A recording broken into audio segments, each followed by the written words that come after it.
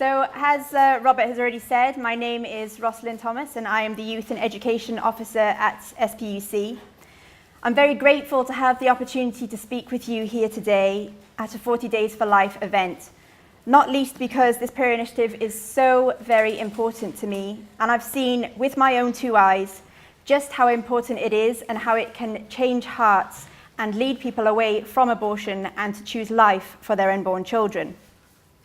So during this talk, first of all, I'm going to briefly give you some of my background. Robert's already spoken a little about my background and why I dare to stand here and talk to you here today. Secondly, I'm going to address those difficult issues that we can tend to shy away from, and also the refusal to address them, which undermines the pro-life argument. Finally, in light of these difficult cases, I want to speak about how we might overcome the apathy which we often find in other people and their reluctance to commit to vigils.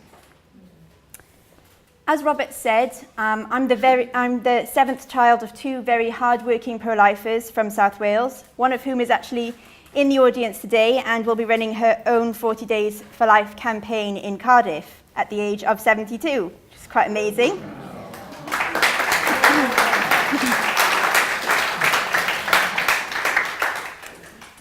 My parents set about doing as much as they possibly could to bring an end to abortion as soon as they were made aware of the passing of the 1967 Abortion Act. Some 47 years later, they are still working as hard as ever. From childhood, I've taken part in most of the pro-life activities around today. I grew up taking part in silent witnesses outside hospitals where babies are killed. I've leafleted many houses. I've fundraised for SPUC and other pro-life organisations. I've been to conferences and talks and training days. I've protested outside Parliament, taken part in live radio debates, done interviews on TV, been very active in my university pro-life society. I've argued with teachers at school, lecturers at university on abortion, written essays and done presentations on pro-life issues. I've given many talks in churches and other groups on abortion, had countless debates with friends and strangers, and yes, I've also spent many hours praying and counselling with women outside abortion centres. Why am I telling you all this? Not to show off, especially considering the other people who are here today. What I've done is not exceptional. I'm honoured to have been given the opportunity to be part of something where we can literally save lives and save souls as tools in God's capable hands. I'm telling you all this because I want you to know that I have been where you are. I've been through what you're going through. I've been in floods of tears, wanted to scream, and yes, I think I actually have screamed on occasion. I've wanted to give up, been so angry at people for not coming, not helping, and I felt not caring. I've had complete meltdowns over pro-life work.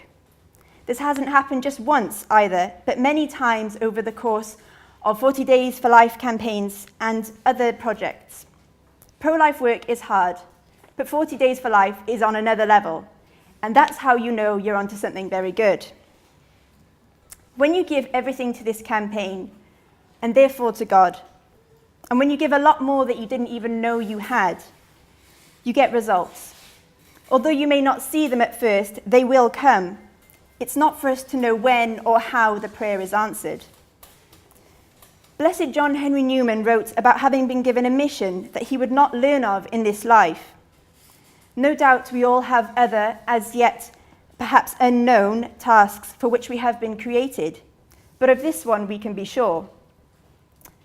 Blessed John Henry Newman told us that no matter what is thrown at us, we must trust in God. He writes, "Therefore I will trust in him. If I am in sickness, my sickness may serve him. In perplexity, my perplexity may serve him. If I am in sorrow, my sorrow may serve him. He does nothing in vain. He knows what he is about. He may take away my friends. He may throw me among strangers. He may make me feel desolate, make my spirits sink, hide my future from me. Still, he knows what he is about." So that's us. We're covered. We know what we're doing. We know what we believe in. However, I know that many of us here, if not most, will be here because we want to learn how to motivate others. How do we light a fire in them like the one that has been lit in us? How many times have we asked ourselves, what more can I do? What else can I say to people to convince them to act? I believe our problem lies in two areas. I'd like to outline what those problems are and then talk about them in more detail. The first is that although I'm certain that all those in attendance here today have personally accepted and are passionate about the fact that from the moment of conception, it is never permissible to purposely kill the unborn child, we sometimes shy away from properly addressing this issue and making it the heart of our cause. What I mean by that is, sometimes we focus almost exclusively on late-term abortions or social abortions, for example.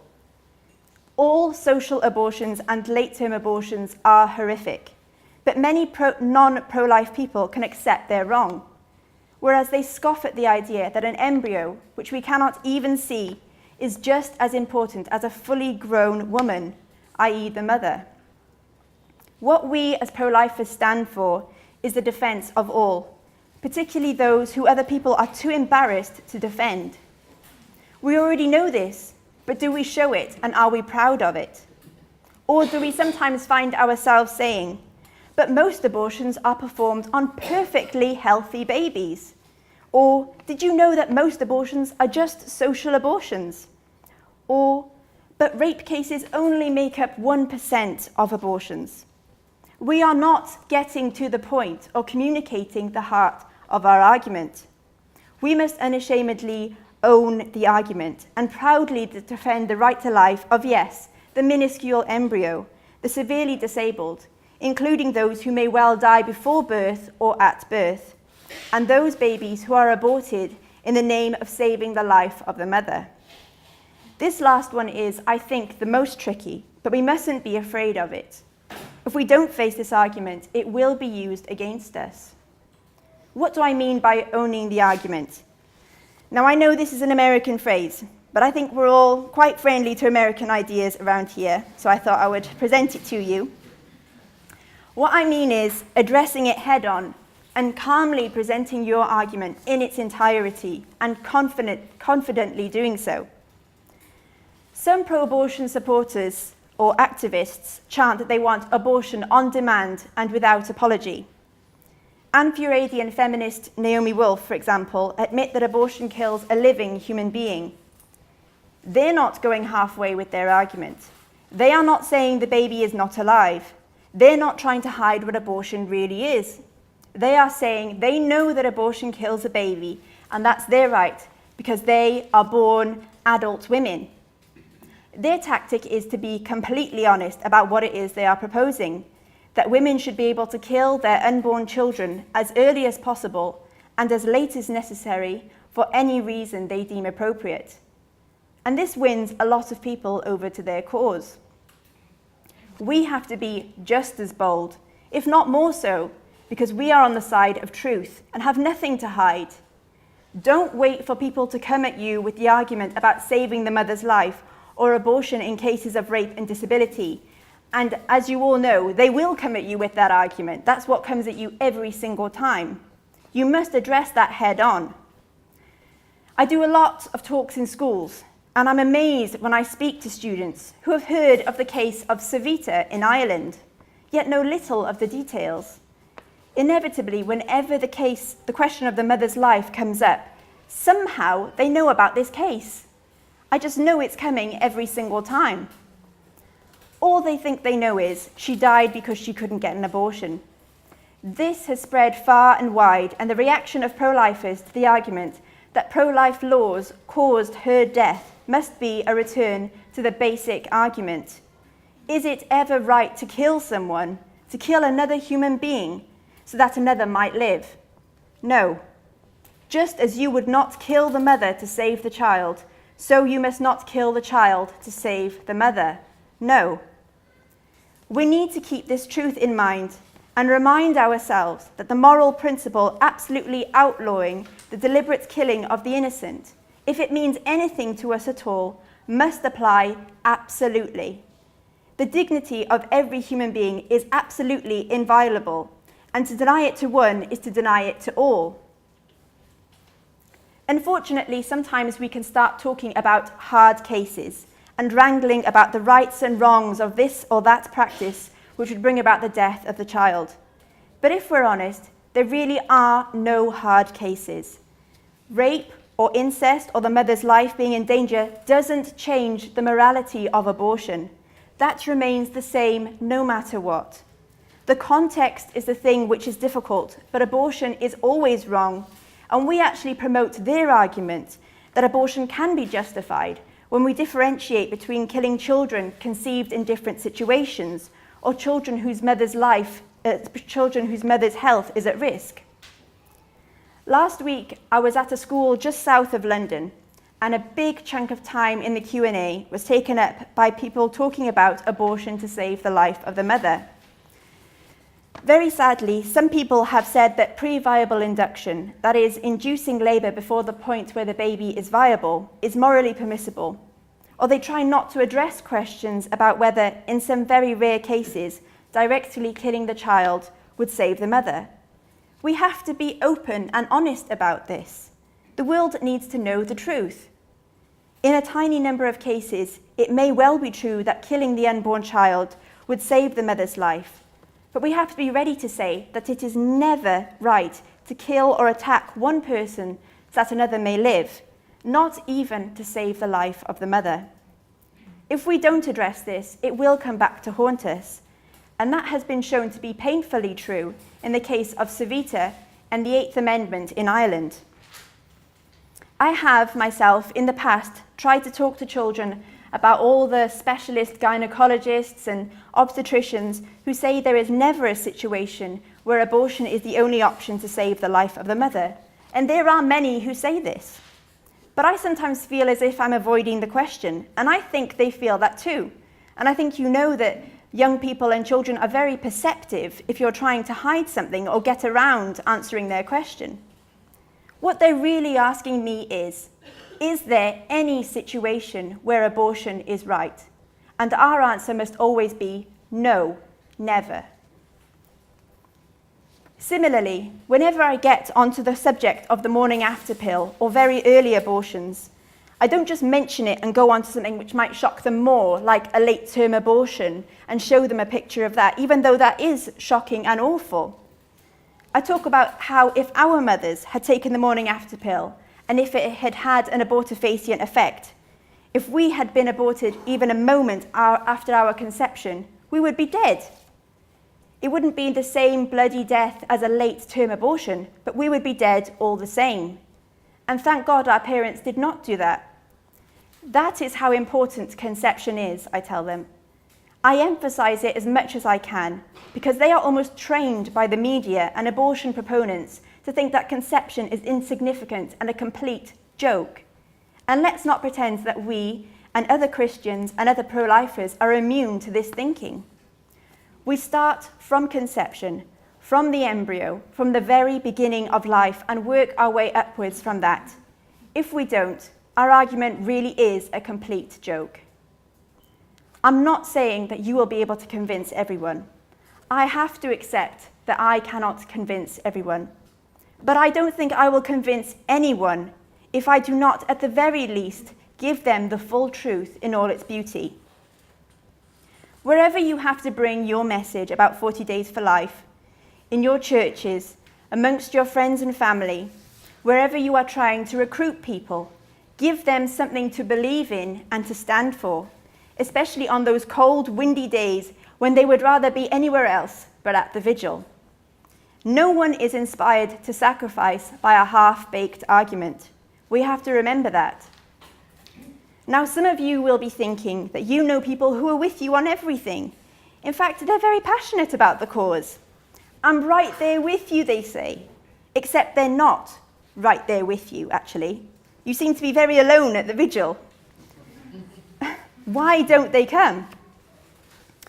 It's my belief that part of the problem with low attendance at some vigils and lots of frustration and difficulty with getting people to turn up and to keep turning up is that we do not ask enough of them. That is, we ask the bare minimum of them, and instead we take the burden on ourselves. And how many of us can say we do that? And I think there's a lot of people here who will say that. How many times have you almost apologized to people for asking them to turn up at a vigil or a pro-life event? Isn't this their responsibility too? Did Christ not also say to them, "Whatever you do for the least of these brothers and sisters of mine, you do for me"? I don't remember him naming specific people when he said that. In the short term, it's all very well to take the bulk of the work on your shoulders, because we can struggle on and run ourselves ragged for a time, but it does no good for the continuation of the pro-life cause. I think that our language makes a huge difference. I know it isn't very British to do it, but being very assertive and speaking from your heart on the real need for volunteers can make a huge difference. Sometimes when I'm about to speak to people at an event or even one-to-one, I just think, what do I really have in my heart that I need to tell them? Not I want to guilt trip them, not that I want to express my anger at something that's happened or some frustration I have, but what do I really need to communicate to them? I think perhaps many people believe that someone else will step up, but we have to let them know that if everyone takes this attitude, that means that no one acts. And if it's not you, yes, you who does something, then who will it be? I try to put myself in their shoes and imagine if I would know if something needs to be done and that help is really needed, if I'm not explicitly told that's the case. I don't think I would. We're not mind readers after all. You need to say it, and say it charitably but boldly, and persevere with people.